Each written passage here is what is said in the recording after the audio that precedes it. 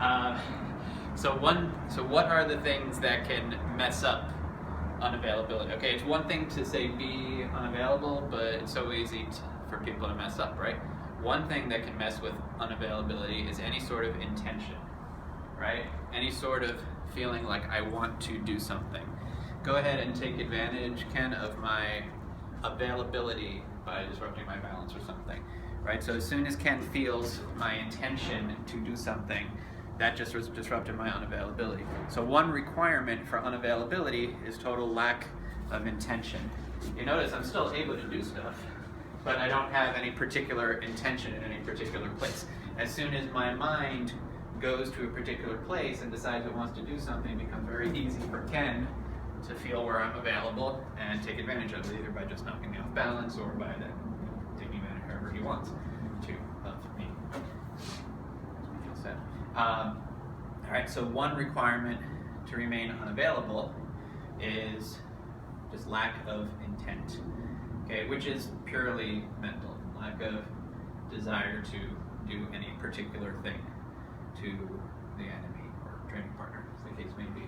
Okay. Another thing that can mess with unavailability is allowing my body to get into kind of extended, uncomfortable positions. You notice from here, Ken, if you put a little pressure on me, is it possible for me to get unavailable here? No, because my shoulder is at the end of its range of motion. Remember the, kind of the Tim definition of loose, well, a definition that I heard first from Tim of looseness, the idea of freedom in all your joints. Freedom means not just lack of muscular stiffness, but also, as much as possible, keeping all your joints within a reasonable distance of the center of their range of motion. So if I move in such a way that I fully extend the shoulder or fully close this elbow or something, now I'm available to whatever Ken wants to do here, right? Because kind of this is all locked up and he can feel that structure. So even if I'm not giving muscular structure, he can still feel the structure of these closed up joints because there's kind of nowhere else to go. Right. All right, so intention and moving in such a way that you take the slack out of your own body because of the lack of looseness, the lack of centering the joints. How do we avoid doing that? If Ken suddenly pushes my arm in real close, well, don't I need to do that? And now this is available to him, right?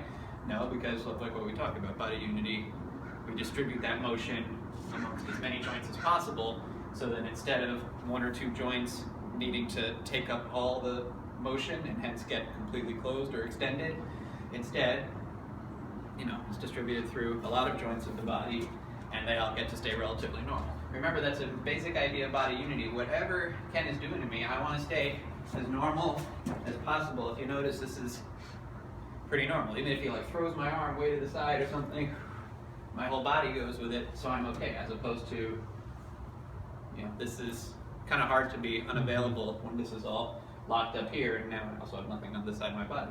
But when he pushes that, my whole body moves with it, easier to do stuff.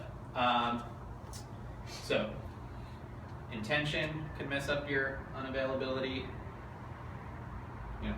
The way you move can mess up your unavailability in terms of creating structure within your own body. And let's see, what else can mess up your unavailability is lack of balance, and that's why a lot of the stuff that I was talking about the last couple days included just those balance images, right? Sinking into the seashore, the descending parabolic motion, because if I'm even a little off balance, all of a sudden stuff starts structuring and locking up, right? I'm really only able to maintain, again, this is why John always explains how balance is the most critical foundation. I'm really only able to maintain looseness and freedom of motion, and hence unavailability if he tries to do something to me, right, that I want to stay unavailable to. I can only do that if I'm on balance and able to move on the ground the way I need to at every moment. Because if I'm even slightly off balance, right, and I'm doing it right now by kind of leaning this way, but there's obviously a million ways to be off balance. Right now, when he does something that I want to be unavailable to, I see how I'm not able to move there when I need to, as opposed to sit almost the same position, except now I'm on balance. Now he does that, I'm able to just move into the ground where I need to, and that's easy. All right, so I mean, you can say, you know, a problem in your balance leads to problems with everything, but it's also a source of lack of availability. So a big part of this idea of being unavailable is that I need to have the unavailability enables me to have total control in my body, right? Everyone understands that? If I'm available to him at all, now, do something, I don't have total control over my body because kind of he's forcing me to make certain movements. The idea is he should never be able to force me to do something, because if I'm unavailable, then whatever he tries to do, right, I'll move with it, yeah, but I'm in charge of my own feet, I'm in charge of my own, you know, I have control of my own body. He doesn't have control over it, okay?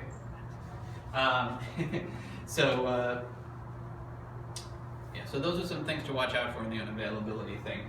And then, so from there, you know, if we need to start with that idea of getting rid of any intention, the mental side of it, you know, really requires us to,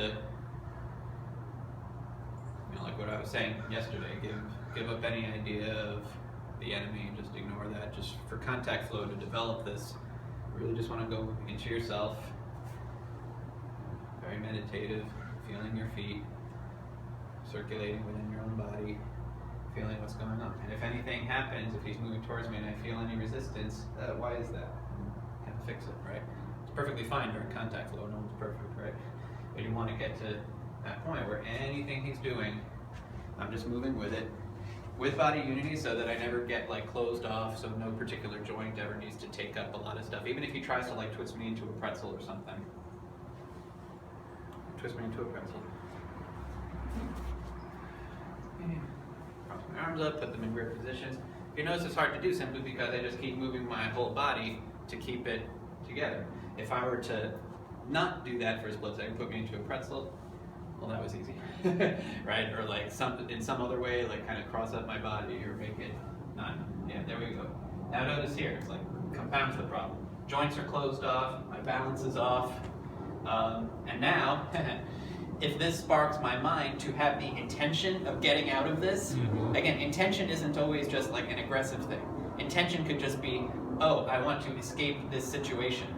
Well, again, what just happened? My mind went from circulating freely, or circulating just in the bottom of my feet, or like, you know, being not directly concerned with what's going on.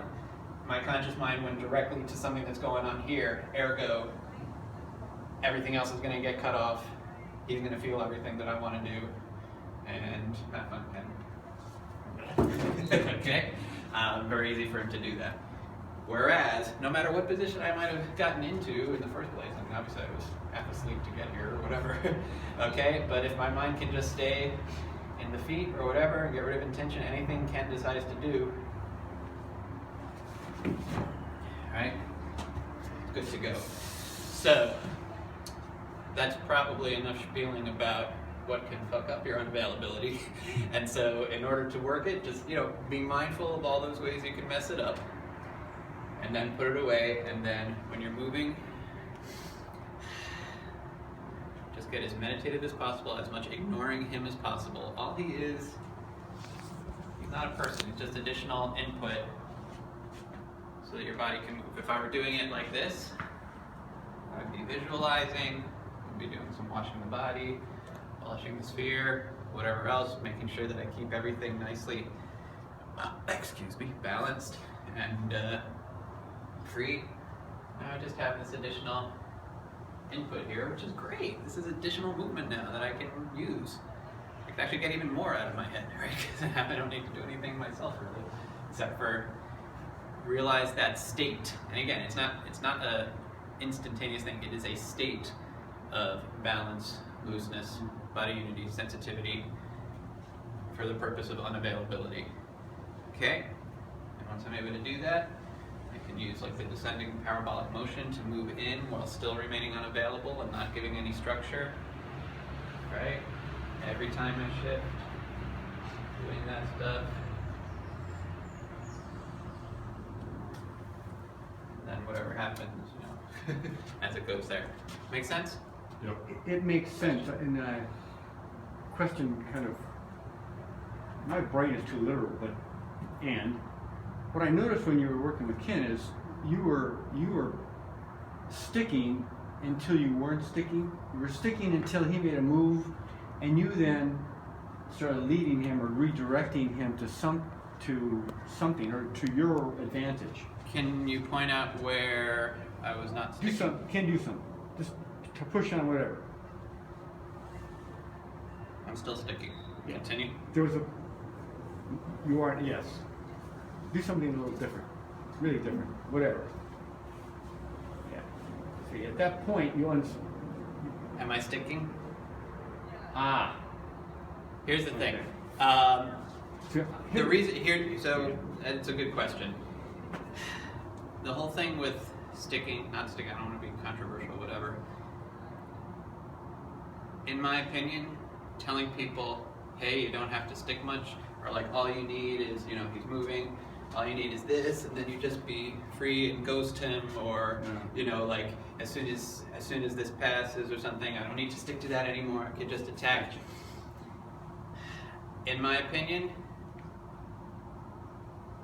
I know that I can kind of, I can't do that if I'm thinking about it, but like I know that can sometimes happen. I know that John can ghost people with barely any contact, although in reality he does still have fleeting moments of contact that are just like so light that people don't even notice them, especially when he's clubbering them at the same time. Also remember that a big part of ghosting is immediately setting up their body to not be able to do anything. Remember John, a big part of ghosting is instant penetration somewhere, right? And once that penetration's done, it becomes easier to ghost because the person's still like kind of catching up and catching their balance. Mm-hmm. John isn't gonna like fit in between all the spaces without touching if a guy is just like, boom, boom, boom. No. He'll probably like move in, get like a little touch somewhere to throw off the guy's balance. Then it's much easier to ghost him because he's mostly just flailing trying to catch his balance, not actually pulverizing the guy. And again, now who am I talking about here? People who have been doing this for like 20 to 90 years or whatever. Okay? It's a simple thing. If we are moving and I think I don't need to stick to him and he hits me in the face, or like I have an idea and I'm going to do something and he's able to hit me, that's your reality. That's our reality right now. Okay? And the whole idea of sticking is that I need to know, I need something for my subconscious to know what his body's doing. And I definitely don't need to, and I don't want to be consciously like, move, that's happening. No, that's absolutely not. But just having that little antenna out to know what's going on. If you think about a lobster, it has its little antennas out, and that's what tells its claws what to chomp on. Okay? If you just cut off its antennas, the claws will kind of, they can chomp randomly, but okay? Yeah, and maybe the lobster is cool enough to feel the water vibrations, but probably a little more secure to use the antennas. And also, and again, working with Tim back in the day, and again, Tim was coming from a little different perspective, especially by the time I was working with him, where he could not get hit at all, period, because he was worried about his heart, even if someone did that. He stuck pretty well.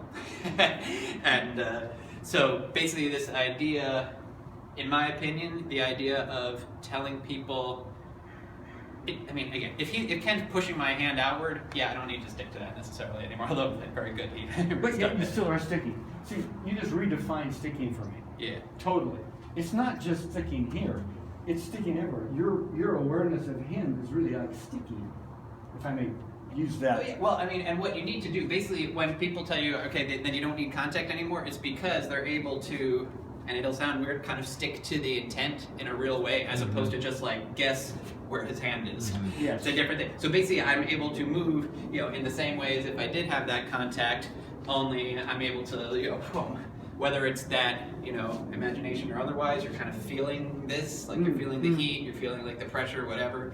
Again, John admits that like, this is kind of an imagination-produced thing, but it can become kind of real and useful in that regard, just because it's based on your senses. But in terms of, I would recommend for most people, for this group, to spend probably a little more attention to actually sticking with like the hand and wrist region. And then as stuff happens, obviously, as I'm moving in, or as he's doing stuff to me, stuff is gonna change. But if you notice, no matter where I am, if you pause me at any point here, like right now I'm just basically pulverizing him, right? Right? It's pause me at any point. Pause me at any point and let me go. Pause. I feel his hand here, I feel his hand here, I feel his jaw here. Got it. I feel this here, and I think when I was closer I was probably doing something with my gut with his elbow, just because I don't want him to suddenly bang without my noticing it. If I feel it on my gut, he tries to suddenly bang, I can move. Right, so sticking does definitely happen with the whole body, right? And as you get more unavailable, or less available, right, I'm able to, you know, descending parabolic motion, be unavailable on my way in, and I can use my entire body for sticking, not bowling, but just sticking and feeling. Like, do you feel me like bowling with my body much? Right, I'm just kind of here. Right, I don't necessarily have my hand on him, but anything he does here, I can stick with my chest and shoulder. Yeah. Right? Yeah. And again, this is an important thing, because a lot of people, what I find, once they like tool replace to the upper arm or the shoulder or the chest, this turns into just blocking. It gets very hard. It's like, all right, yeah, I was sticking with this, but now it's here, so I gotta make sure that he can't touch my face. Guess what? If I kind of Guilty. rigidly, sorry? Guilty. I do that. Everyone is, don't worry. I am too, that's why I'm catching it now. All right. If I rigidly block this here, all I really gave him is a hard surface to continue sliding in and punching me, right? Because he knows where it is. Even if I like now try to bull against him, well, if he's being sensitive and unavailable, he's got that easily, right? But if instead I treat this as any other sticking surface and I change with it, it's a different thing. Here, even like when you're here, try to like change position, get in there, right? If you notice, because I'm still able to change with it, I'm good. And even here, for example, looks like I'm not doing much. This is sticking. If he does anything here, right? Especially if he catches his balance, I'm probably going to want to stick other places too, right? If I already know he's totally off balance, maybe I can get away with like this one hand stuff. But guess what? He just caught his balance here. Continue moving, right? Whoop, right? So I'm gonna want to stick on many places, including his head. But yes, sticking can happen through the whole body, especially as you get more sensitive, so that you can feel through any part of the body what's going on. And also, sticking can happen with the whole body, especially like when you're doing like washing the body, and especially if you're washing the body or just doing some other sort of very kind of passive type exercise with other people. Something to be aware of when he's washing me. If you notice, yeah, slow down so that you can see. It's not just that I get out of the way, push, and then let him go on his way. I want to be able to go slowly, get out of the way. Now notice, continue to pull it back. I can stick on the way back. He like pushes somewhere else, right? Push, and then I can stick on the way back. Okay, so part of that trampoline effect that I talk about at a basic level can turn into wherever his hand goes, right? And he drew it all the way back, but still you get the idea. As long as I can, I stick to it on the way out. He drills it in. I'm yielding, sticking, all right? I don't know if I told you about this story once when I was working with John, and you know, we were relatively slowly, but like I felt my hand like kind of start to penetrate here, and it was the weirdest freaking thing. It felt like a little hand within his chest took my fist, put it here, and then shed it. And it was like, ba-doom, ba-doom, ba-doom. All right. I don't think John has little hands in his chest, but it was just like it was just part of the motion of his whole body. But to me, it was. And you know, and it was while I was trying to do stuff. It was weird. So that I would suggest might be a very high level version of, you know, whatever goes into my body, right? Yeah, I'm yielding and I'm sticking, right? And if you actually look in the book where it describes washing the body, it's actually in there, except it's not easy to necessarily understand amidst like all the other paragraphs when they're just trying to explain the basic exercise. Okay. Would you guys want to maybe do this as an exercise, paying attention to it? Definitely, sure. Okay. You know, real quick, so